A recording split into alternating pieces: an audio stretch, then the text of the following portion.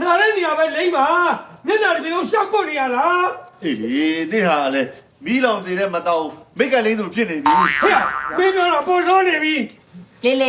လေးမျက်နှာလေးတစ်မျက်နှာလုံးမဲပြီးမှောင်နေတော့လေဘယ်နေကအညိုမဲဆွဲနေမှမြင်မမြင်ရတာ အိုးဒီကောင်လေးငါလုံးလိုက်ရတယ်ငါမေမွေးရအင်းငါအစုံအတောင်အလက်အစုံချောချောလှလှလေးနင်းနဲ့တွေ့တော့ပါပဲငါဒုက္ခတာကြီးပြရတော့မှာလားမလုပ်ပါနဲ့ဟဲ့ငါလူပြိုကြီးပါမိမတော့မရသေးဘူး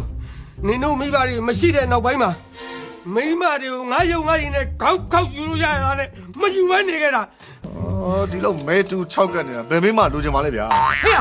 မိမပြောတယ် မဟုတ်လေဟိုလူမျိုးကြီးဆိုဘွားကြီးက6ကတ်နေတယ်လို့အဲ့ဒါပြောတာပါ မဲတူကိုတတ်တတ်ဖယ်လိုက်6ကပဲတာဟဲ့ဖြူပွေးกว่าဖြူပွေးငယ်ငယ်လေးကပြိုတိုင်းကြိုက်တဲ့ချောကလက်ခဲကြီး 6ကလည်းမဲလို့စားပါဗျာ ဟဲ့ချောကလက်ခဲကြီးအပြိုတွေကစားကျင်နေကြတာ ဟိုမယုံမရှာဗျာ ဟောမင်းတို့နဲ့စကားပြောနေလို့ရှိရင်အသားပုံမဲတာပဲဖတ်တယ်မယ် အော်ဒီကိုလည်းအနက်ကိဆုံးနေတာပါဗျာ ဟဲ့